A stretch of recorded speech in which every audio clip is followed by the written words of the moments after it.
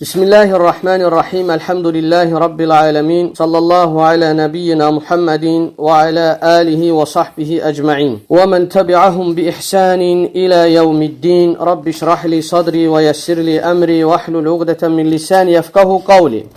Deməli, əziz qardaşlar, biz fiqh kitabında həcc bölümündə qalmışdıq. Bugün Allahın izni ilə davam eləyəcəyik. Allah Teala hər birimiz üçün asanlaşdırsın və Allah Teala hər birimiz üçün faydalı etsin. Biz həcc bölümündə, deməli, bundan əvvəl həccin lüğəti, istilahi mənaları barəsində, hökmü barəsində, fəziləti barəsində danışmışdıq və həmçinin ömürdə neçə dəfə etmək, həccin şərtləri barəsində və bugün həccin ərkanları barəsində danışacaq. Həccin ərkanları 4-dür. Kim istəsə özündə qeyd eləsin. Dinləyicilərə də aiddir və həmçinin burada olan qardaşlara da aiddir. Deməli, həccin ərkanları 4-dür. Birincisi ehramdır. İkincisi Ərafada dayanmaqdır. Ərafat, yəni Məkkədə bir yerdir, Ərafa dağı deyilən bir yerdir. Həmin o yerdə dayanmaqdır, durmaq. Üçüncüsü ziyarət tavafı və həmçinin buna ifadə tavafı da deyilir. Dördüncüsü Səfa və Mərva arasında səy etməkdir. Gedib gəlmək, Səfa və Mərva arasında. Deməli, əziz qardaşlar, müəllif buyurur ki, bu ərkanlar barəsində ən birincisi ehramdır. Ehram yəni ki, mücərrəd olaraq, yəni adi olaraq niyyət etməkdir. Miqat yəni ki, hansı ki, həccə və ya ümrəyə gedərkən müəyyən məkanlar var. Həmin məkanın adı miqat adlanır. Miqat. Burada kitabda yoxdur. Yəni, bu kitab müxtəsər olduğuna görə, yəni burada nə var onu qeyd edilir. Bunu əlavə olaraq deyirəm ki, miqat adlanır. Miqatda insan ehram paltarını geyinir və ilk olaraq orada niyyət edir. Yəni, ehrama girdikdə, yəni sadəcə orada deməli niyyət etməklə, yəni həcc niyyəti və yaxud da ki, ümrə niyyətini etməklə, deməli ilk olaraq həccin rükununu yerinə yetirir. Buna dəlil olaraq da müəllif Ömər İbn Xəttabın, Allah ona razı olsun, hədisini dəlil olaraq gətirir. Hansı ki, Ömər İbn Xəttabın hədisində Allah Rəsulu buyurmuşdur ki, İnnəməl ə'məlu bin niyyət. Diqqət edin bu hədisə, bu hədis bütün ibadətlərə şamil olur. Allah Rəsulu bu hədisdə buyurur ki, əməllər ancaq niyyətlərə görədir. Yəni, hər hansı bir əməli icra edirsənsə, mütləq o əməli etdikdə o niyyətə görədir. Yəni, bütün əməllər niyyətlərə əsasəndir. Və həmçinin müəllif burada, deməli, Beyyinə surəsinin ayəsini gətirir. Dəlil olaraq ehrama. Yəni, ehram deyildikdə nə qəsd olunur müəllifin? Yəni, niyyəti yerinə yetirmək, niyyət etmək. Və bu ayədə də Allah Teala buyurur ki, وَمَا أُمِرُوا إِلَّا لِيَعْبُدُوا اللّٰهَ مُخْلِصِينَ لَهُ الدِّينَ حُنَفَاءَ. Deməli, bu ayədə Allah Teala buyurur ki, onlara dini ancaq Allaha məxsus olaraq, haqqa yönələrək və Allaha ibadət etmələri əmr olunmuşdur. Onlara dini yalnız Allaha xas edərək, haqqa yönələrək və Allaha ibadət etməkləri əmr olunmuşdur. Sonra müəllif qeyd edir, ikinci həccin rükunlarından Ərafada dayanmaqdır. Və bu haqda müəllif qeyd edir ki, Ərafa gününün və yaxud da ki, qurban kəsilən gecənin bir müddətində, yəni bir hissəsində həmin o Ərafada durmaqdır. Bu barədə də Abdurrahman İbn Ya'murun hədisini gətirir, sahabədir. Diqqət edin bu hədisə. Deməli, bu hədisdə açıq-aşkar Ərafada dayanmaq həccin əsasını, özəyini təşkil edir. Yəni, bu həccin rükunlarındandır. Qeyd edir ki, Abdurrahman İbn Ya'mur, Allah ondan razı olsun, deyir ki, mən Rasulullah sallallahu aleyhi və səlləm Ərafada olarkən onun yanına gəldim və həmin əsnada fəcəəhu nəfərun min əhlin nəcd. Yəni, Nəcd əhlindən bir neçə nəfər gəldi ora, yəni Peyğəmbərin yanına. Və yaxud da ki, insanlardan başqa bir ləfsdə keçir ki, yəni bir qrup insanlar gəldi. Və onlar Peyğəmbər sallallahu aleyhi və səlləmdən soruşdular ki, ya Rasulallah, keyfəl həcc, həcc barəsində sual verirlər ki, həcc necədir? Yəni, həccin əməli necə yerinə yetirilir? Diqqət edin, Peyğəmbər sallallahu aleyhi və səlləm burada bir cümlə işlədir. Deyir ki, əl-həccu ərafətə.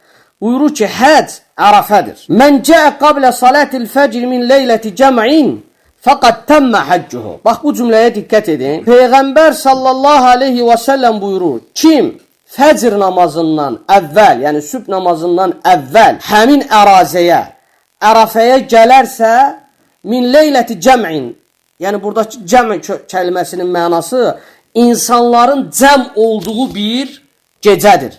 Yəni insanların cəm olduğu gecə, yəni bura deməli nəhr, leylətun nəhr də deyilir, yəni qurban kəsilən gecə və həmçinin Müzdəlifədə olan vaxt. Yəni buyurur ki, kim sübh namazından əvvəl ora gələrsə, artıq onun həcci tamamlanmışdır. Həccin isnadı səhihdir. Yəni Buxaridən başqa, eyni zamanda Müslimdən başqa bütün sünən əhli rəvayət etmişdir. Deməli, sonra müəllif qeyd edir, üçüncü həccin rükunlarından ziyarət təvafıdır. Həmçinin buna deyilir, ifadə təvafı da deyilir. Bu barədə də müəllif Həcc surəsinin 29-cu ayəsini dəlil olaraq gətirir ki, Allah Teala bu ayədə buyurur: "Vəl-yəttəvəfu bil-beytil-atiq." Allah Teala bu ayədə buyurur ki, onlar Beytil-Atiqi, Beytil-Atiq yəni Kəbə, qədim ev, yəni Kəbə nəzərdə tutulur. Kəbəni tavaf etsinlər. Sonra müəllif qeyd edir, dördüncü həccin rükunlarından Səfa və Mərvanın arasında səy etməkdir. Bu barədə də Ayşə radiyallahu anhənin hədisi varid olmuşdur. Ayşə radiyallahu anhə buyurur ki, hədisdə, "Tafə Rasulullahi və tafəl muslimunə ma'ahu." Hədisdə Ayşə radiyallahu anhə buyurur ki, Rasulullah tavaf etdi. Burada tavaf kəlməsi alimlər qeyd edir ki, hədisdə tavaf keçsə də səy anlamında nəzərdə tutulur. Səy etmək. Peyğəmbər Rasulullah deyir, səy etdi və onunla birlikdə də müsəlmanlar səy etdilər. Yəni Səfa və Mərvanın arasında. Deyir ki, fəkənət sünnətən. Bu sünnə olmuşdur. Yəni Rasulullah da tavaf etmişdir, səy etmişdir. Eyni zamanda müsəlmanlar da onunla birlikdə səy etmişlər. Və bu artıq sünnə olmuşdur. Sonra Ayşə radiyallahu anhə deyir ki, "Fələ'amri mə ətəmmallahu haccə mən ləm yatuf beynəs safa vəl mərvəti." Burada bir kəlmə işlədir Ayşə radiyallahu anhə. Onun izahını gətirəcəm alimlər nə deyib. Deyir ki, ömrümə and olsun ki, Allah Səfa və Mərvanın arasında səy etməyənin həccini tam etməz, kamil etməz, tamamlamaz. Burada deməli bu hədisi İmam Müslim rəvayət etmişdir. Burada əziz qardaşlar, deməli hədisin içərisində Ayşə radiyallahu anhənin bir sözü keçir. Ömrümə and olsun və ya ömrümə and içirəm. Burada deməli alimlərdən bir neçə sözü mən qeyd etmişəm. Alimlər bu barədə deyirlər ki, bu söz o vaxt, o zaman ərəblər arasında, ərəblərin dilində yayılmış bir ifadə idi. Yəni ərəblər bu ifadəni işlədirdilər. Öz aralarında yayılmış, geniş şəkildə dillərində yayılmış bir kəlmə idi. Və bu kəlmə həmçinin qədim ərəb şeirlərində məhşur idi. Bu söz, bu ifadə. Və həmçinin alimlərdən demişlər ki, bu qrammatik qayda olaraq gətirirlər ki, bu ismin, yəni ərəb dilində mudafdır. İsmin silinməsinə əsaslanan sözdür. Yəni mudafın ərəb dilinin qrammatikasına uyğun olaraq. Yəni burada isim, mudaf nəzərdə tutulur. İsmin silinməsinə əsaslanan sözdür. Təqdirdə. Təqdirdə nə deməkdir? Yəni ki, yəni əsildə var, amma ifadədə yoxdur, əsildə mövcuddur. Mənası ömrümü bəxş edənə and olsun. Təqdirdə bu anlamı daşıyır. Yəni əsildə söz var, lakin ifadədə, açıq olaraq ifadədə qeyd olunmur. Alimlər deyir ki, bu təqdirdə bunun mənası ömrümü bəxş edənə and olsun, olan mənasını daşıyır. Yəni ömrü də bəxş edən kimdir? Uca Allahdır. Və ona görə də deyir, bu Allaha aid olan bir anddır. Yəni alimlər bu şəkildə də deyiblər. Həmçinin başqa bir rəydə alimlər deyir ki, bu söz ant növündən deyil. Həmin hədisdə keçən, necə ki Ayşə radiyallahu anh deyir, fəl-amri.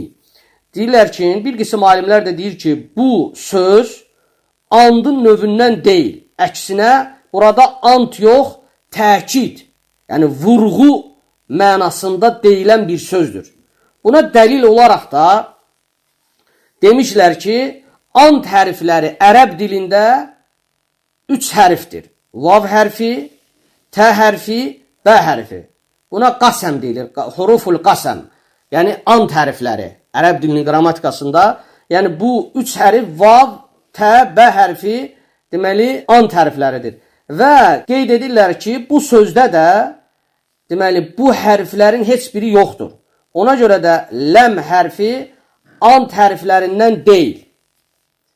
Və bu barədə də müəllif, daha doğrusu alimlər qeyd edir ki, bu şəri anlamda qəsd olunmur. Lüğətçilər, dilçilər deyir, dilçilərin yəni gətirdiyi növdəndir və bu da təkid mənasını daşıyır, vurğu mənasını daşıyır. Və burada deməli həmçinin bunun icazəli olması barəsində bir çox alimlər bu fikri irəli sürmüşlər.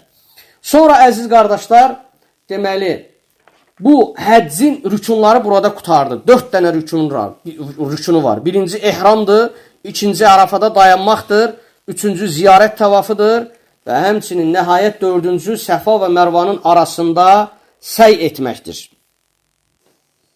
Allahdan istəyirəm bizim hər birimizi eşidib faydalanan qullarından etsin. Uca Allah bizim günahlarımızı bağışlasın. Allah Teala bizim hər birimizin valideynlərimizə rəhm eləsin. Onların günahlarını bağışlasın. Və həyatda olanlara can sağlığı, həyatda olmayanlara da Allah Teala onların məkanını cənnət eləsin. Və Allah Teala bizim zürriyyətimizi, övladlarımızı salihlərdən etsin. Allah bizə iman üzərində yaşayıb və iman üzərində hər birimizə ailəmizlə birlikdə bu həyatdan köçməyi nəsib etsin. Sallallahu alə nəbiyyina Muhammedin və alə alihi və sahbihi əcməin. Subhanəkallahumma və bihamdik. Əşhədu ən la ilahə illə əntə əstəğfiruka və ətubu ileyk.